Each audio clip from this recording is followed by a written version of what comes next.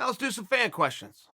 Hi, Chael. This is Mike. Wondering if you could talk a bit more about your point of view regarding action heroes and movie stars and their martial arts skills or lack thereof. It seemed like when you spoke about it a couple days ago, it hit a nerve.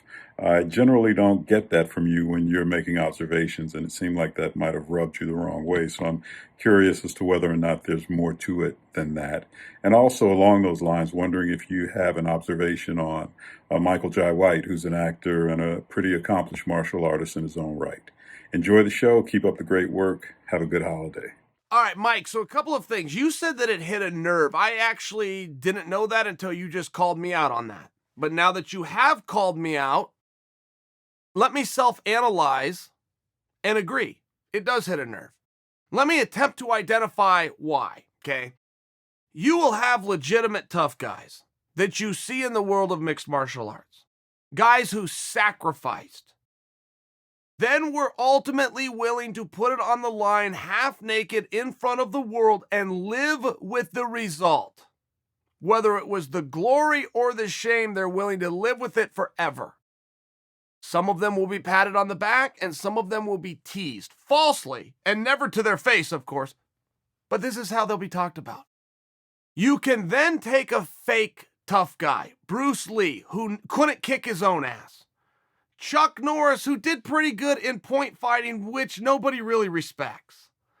Van Damme, another one. He could do the splits and had a bunch of muscles, but never beat anybody. In fact, got caught lying and claiming that he was a world kickboxing champion. In fact, he got called out by the actual kickboxing champion of the time, a guy named Don the Dragon Wilson. And while Don Wilson was a movie star, he was a legit badass, and it pissed him off. You will have guys like Steven Seagal, who don't know anything about fighting. Nothing. Zero. But they studied martial arts. And somewhere along the way, in a year called 2001, a bill was attempting to be passed through the legislature of Nevada, and they needed to call it something, so they called it mixed martial arts. Well, as soon as they did that, all these fake martial artists were elevated to fighter status. There's a significant difference in martial arts, which is nothing more than what they call kata, which is form. You punch the air. You don't have an opponent in front of you, but if that form, if that dance, if that choreograph is done well enough, you can be advanced through belt systems. I don't have a problem with any of that. What I'm sharing with you is when you juxtapose a fake guy from the Seagals to the Bruce Lee, these fake guys who never risked it, never did it live for real with the camera going in front of another guy who was prepared, who risked it when the camera was going. When the real tough guys have to suffer embarrassment at times, but the fake tough guys get celebrated forever. Yes, perhaps you did strike a nerve with me on that. And one thing that all the fake tough guys, and this isn't meant to take a shot at Bruce Lee. I didn't know Bruce. Bruce had good philosophies. When I come out and tell you he never beat anybody up, I'm also telling you the truth. Van Damme, he could do the splits, had big muscles, lied about being a kickboxing champion. That's all true. Chuck Norris, pretty legitimate martial artist. He entered 7 different world point karate championships and won them very legitimately. Also a fair point when I tell you that largely cage fighters don't have a huge respect for that. That's just fair. Seagal, martial artist, absolutely nothing to do with fighting. But the one thing that all the phonies have in common is Los Angeles, California.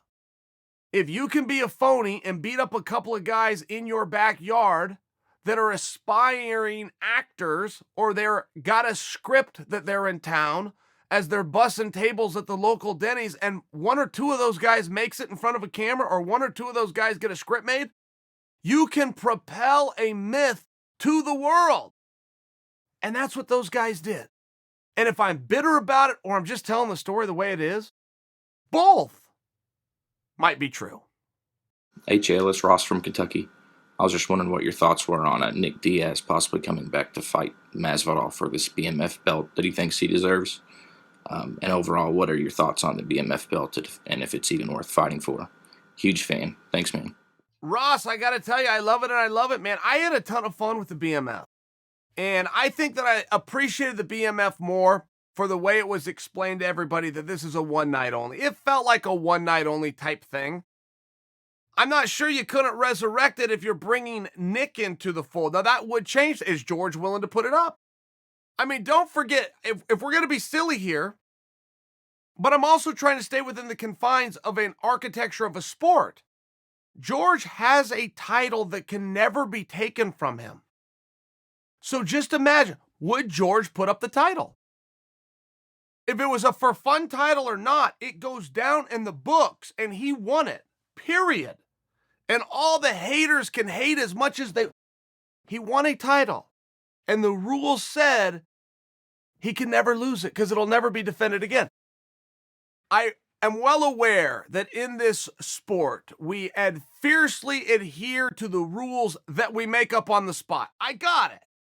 And in many ways, bringing Nick in after little brother came in second, in many ways, is a part of the story that we were not able to give consideration of because it's some evidence that we did not previously have. So to put the BMF up in many ways, yeah, it works and it would be awesome, for sure. But I do think we have to say to Masvidal, do you want to put it up? Do you agree to put it up? The rules when he won it were one night only. For me, he gets to be BMF champion forever and ever. And when he goes into the Hall of Fame, they call that as he walks across the stage, the one and only BMF champ. I'm not sure that George is willing to play along. You want to know what I think about Nick coming back to fight George? Love it. You want to know what I think about the BMF? Totally on board. But I'm not sure they go hand in hand until Masvidal agrees to put it on the line. What's up, Chael? So my favorite thing about the Diaz brothers is how they care and love for one another. Granted, they don't say it that way, but in the recent Nick Diaz interview, he talked about how he's happy his brothers had all the success, how much he loves his brother. Again, I'm using my own words. He also talked about how mad he was with Jorge Masvidal for saying he wanted to baptize Nate after the fight. So my question to you is, do you think Nick and Jorge are going to fight? If they do fight, who would win? And do you like that storyline? I personally love it. I love the fact that the older brother wants to come in and defend the younger brother. Granted, his younger brother is a killer. Still, I love it. And I think Jorge Masvidal just woke up the beast. There was something very sweet and very endearing about how Nick did that interview. I picked up on that too, and he didn't just call him my younger brother or my little brother. He would only refer to Nate as my baby brother. And there was something that was very compelling and warming of that. I picked up on that too. Now, once you snap back into reality, you soon realize if there's anybody on God's earth who doesn't need a bodyguard, it's Nate Diaz. But the fact that he has one in his older brother who he looks up to, yeah, I felt that same way that you did. I thought there was something special about that too. That fight, I don't know how you don't make that fight. Look, if Nick is sincere that he wants to do it, we know Masvidal's sincere that he wants to do it. I would imagine if you're Dana, who's the only other piece of that triangle, of course you make that fight. I mean, that just seems to be one. I do these fan questions quite a lot. Guys, I can't get fan questions without this topic coming up. People want to see Nick versus Masvidal. I get it. I'm quite sure that we all get it. By the way, now that I've answered your question, you tell me what exactly does the expression, and I realize this is figurative, what does the expression mean when Masvidal says he wants to baptize somebody? What does that mean? And I ask you that very sincerely. I was baptized. They had some water and they threw it, and there was a couple of things that happened. I know in some they lay you all the way down in the water and you come up soaking wet, sometimes even dressed in your full clothes. What does it mean when Masvidal says it? I assume it means knock you unconscious. I'm just not aware of any baptism where you have to go unconscious. And I don't say this to be funny. I'm missing what the line is when he says that word. Explain it to me. Short and sweet, mate. Dana White's job come up for an offer. Would you take it? Hell no. You know, that's a very funny one. And I'll tell you why. Dana's one of these really interesting guys. The only reason that Dana White's life is wonderful is because he thinks it is. Now, let me tell you what I mean. You don't want that job. And you probably go, Chael, what are you talking about? Dana's sitting front row at the fights, man. I'd do anything for a front row seat. Okay, great. That's true. For 2 hours a week, he does have a really great seat. Do you realize that he works the other 6 days as well? 20 hours a day? I don't think people know how busy this guy is. I don't think people realize how much goes in to run an operation like that. And by the way, it's not for everybody. Imagine the job of a promoter, okay? Dana White goes out. He says wonderful things about people. He gives people opportunity. He builds them up. And all those people turn the gun back on him and say terrible things about him. I mean, not for nothing. And yes, I could deal with that side of it. But it's a very tough job and it's a very unique job. I don't want it, but I promise you, here's the surprise. You don't want it either. Hey Shell, big fan. I just got a question for you. You said in your recent video that for Khabib to be considered a greatest of all time, he needs to be champ. So let's say he beats Tony Ferguson in his next fight. That's 29-0. Do you think he should go down to 145 and beat Holloway, or should he go up a weight class and challenge Usman? Okay, so let's be real fair here. If I ever said that Khabib has to be champ to remember it as a great, then I misspoke. But that isn't how I remember myself saying it. What I am sharing with you is this champ thing is a very real phenomenon. This is something that the guys in the back, the boys in the locker room want to achieve. It's a dream they didn't used to have. The sport has shifted. It used to be very disciplined. Here's a division. Okay, here's a division. Okay, here's a division. Some of the mega fights that you could have made through history. George St. Pierre versus Anderson Silva comes to mind. Anderson Silva versus John Jones comes to mind. Some of these mega fights, paydays, money, attention, everything were passed upon because of the discipline into the policy that said you stay within your division. As soon as that floodgate broke, the guys started to get ideas. The gals started to get ideas. Once somebody achieved it, now somebody else wants it. It gets real competitive in the back. Once a few athletes have achieved champ, you got old Amanda wanting to go for champ. You got Cejudo starting to talk about champ. So I'm just sharing with you, because these arguments always seem to come down to paper. You and I who live in the now are well aware that Khabib is the best. We understand that. But what I'm sharing for you is in a short period of time, people just tend to forget. They just do. I've seen the LeBron versus Jordan argument enough times where it came down to paper. Jordan's got 6 rings. At one, LeBron had no rings. And all of a sudden, LeBron's got 2 rings, but Jordan still got him beat by 4 rings. Paper starts to matter and resumes start to matter. And it seems very hard to ever come to the table with somebody who's a little bit more reasonable, who understands its different time periods, who understands who the other teams, who the other teammates and the coaches and all the moving parts, to just tell you straight up that LeBron is better than Jordan. People don't like to do that. Nostalgia, other reason, hurts their feelings. Now they got to throw their Jordans away. They just don't want to admit the reality.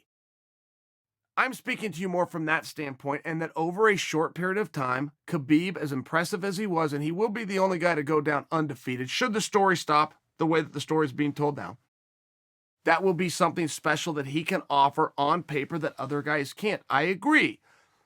But the champ thing does seem to matter. And no, to your second part, look, Khabib can barely make 155, has missed 155 on more than one occasion, okay? Going to 45 is not in the cards. Going to 70 is. I like Khabib at 70. I like what you're saying, Khabib. Any way you want to do it. You want to put Kamaru in there? Great. You want to put T. Wood in there with him? Fine. You want to put Colby in there with him? I'm listening. You want to put Edwards in there with it? You got my attention. But for whatever reason, he's very disciplined. He's very careful. He believes in 155, and I don't think it would be right for us to pressure him into leaving. 155 pounds is the hardest division in the company right now. So if he wants to stay and he wants to cut weight and he wants to be uncomfortable, to have harder fights, we should compliment him for that. Hey Chael, it's Matt here from Melbourne, Australia. My question is regarding the middleweight division. I was wondering what your thoughts were on Lovato Jr. and how he would go against the middleweight guys today. Even Mousasi. If Mousasi was to even go back and fight the top guys, he never really left on a loss or anything. So I'll be interested to see your thoughts on those guys. Thanks. Bye. Oh, yeah, well, I think you hit it right on the head. Let's start with Mousasi. Okay, Mousasi could beat anybody on any given day. For sure, he's proved that. He did that. He's done that for a decade. So then I think that answers your question with Lovato. The fact that Lovato met up with Mousasi and got the best of Mousasi, we got to elevate Lovato. So how would he do? And then, look, here's the question with Lovato. Is he a great fighter? He answered that, yes. The question now becomes, right, it's never easy. You can never get a pass in this sport. Now he's playing another game. And here's the game. How long can he be a great fighter? And that's different answers for everybody. I've never liked the theory in the sport, you're never the champion until you defend the championship. That's a bunch of crap. By the way, the guy who coined that phrase didn't have the balls to say it ahead of time. He came out with that cool saying, which caught on only after he had successfully defended it. Then he hit the world, and for some reason, the guy's grabbing it around with, look, there's no truth to it. Matt Hughes, by the way, Matt Hughes is the one that said it. It was a very cool thing when he said it, but it also caught on. The only reason I'm pushing back, look, if you can make it to the top of that mountain one time for one moment and one night only, great job, rare job. Lovato's now in the spot where he's proved he can get there, the new game he has to play. How long can he stay? Hi, Uncle Chael. Steven Sonnenberg here in Wilmington, North Carolina. Featherweight is one of my favorite divisions to watch, and I do believe we have two title contenders in Yair and Zabit. Both of them won their last match, Yair versus Jeremy Stevens and Zabit against Calvin Kattar, but they both lost the third round pretty decisively. How important do you think it is that we see those two face off before they match up for a title? And I would love to hear your opinions on that matchup, who would win. And a dream scenario for me would be Zabit eventually winning the 145-pound title and maybe gaining some weight, putting on some weight, and eventually facing Khabib. Right now, I think he'd be ragdoll, but in the future, who knows? I'd love to hear your opinions. Thanks. Okay, so what you're seeing here is something called pacing, but you're relating that to conditioning. Let's start with Yair. Yair versus Jeremy, high-paced. Were both guys tired? Yeah, I bet they were. They should have been. But Yair also understood, I'm up by 2 rounds. I don't have to beat Jeremy Stevens anymore. All I have to do is beat the clock. All I have to do is survive and grind out the third round. They're going to raise my hand. I'm going to go on about my day. Now, that may frustrate you, and it may tell you as a viewer from home, the reason he stayed on bottom and the reason he slowed down is because he's tired. Well, there's a couple of games being played there. The first is stay awake and don't get submitted. If I can do those two things and I can hear a, I win. So you have that kind of processing taking place with an athlete. I'll remind you that Yair's fight with Korean Zombie was just as high a paced and 10 minutes longer than the fight with Stevens, and he passed the test. The difference was he hadn't quite sealed the deal yet, and he knew it, and he was a competitor, and he stayed in there. So I will just tell you, pacing and strategy can often look like a conditioning issue when they're really nothing more than gamesmanship. I thought the same could be said for Zabit. I really did think he got a bad rap. I could be wrong. And he was dog tired. But I didn't see that. I saw a guy, when he needed to score, he could score. When he needed to defend, he could defend. I did not see an exhaustion that was stopping either one of those athletes from moving forward. I saw a game being played. I saw a strategy. I saw an understanding of a 10-9 must system. That's what my eyes told me. When you suggest, should we see those guys fight before they go for a championship? Zabit deserves a championship fight. Yair deserves a championship fight. Zabit because of undefeated record, maybe more so than Yair. But maybe we do it your way, and we just have a number one contenders fight. That'd be fun. What's up, Chael? Huge fan. I just wanted to know your opinion on what you think next is for Calvin Kattar. I think him Stevens is going to be an option. I think that'd be a great fight, 9 versus 11. Both good boxers. I just want to hear your opinion. Thank you. Boom, let's do it. You won me over, right? If we're establishing that Yair and Zabit are number one contenders, and I realize we're fighting over who is, but we've established these are the two guys. It would make very much sense to then put their last two opponents together. I mean, there's a history of that in combat. Look at champions, right? When a champion fights a guy, beats him, then the champion fights another, beats him too. Usually those guys get matched up.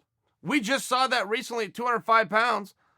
Gustafsson lost to Jones. Lionheart lost to Jones. Hey, here's an idea. Let's put Gustafsson and Lionheart together. That's not a new one. I just offer you that because it just happened. I mean, we saw that from the beginning of time. Pacquiao beats a guy, Pacquiao beats another guy. Guess what? Those two are boxing. Mayweather beats a guy, Mayweather beats another guy. Guess what? Those two are boxing. So I like your theory on that. Kattar's a stud. By the way, I appreciate you giving him a shout out. I feel like he overperformed, at least by many people's expectations. And I feel like we under-delivered on showing him how impressed we all were. Good for you for acknowledging it. Uncle Chael, Uncle Chael, there's no bad guy like Uncle Chael. Never lost, not even around.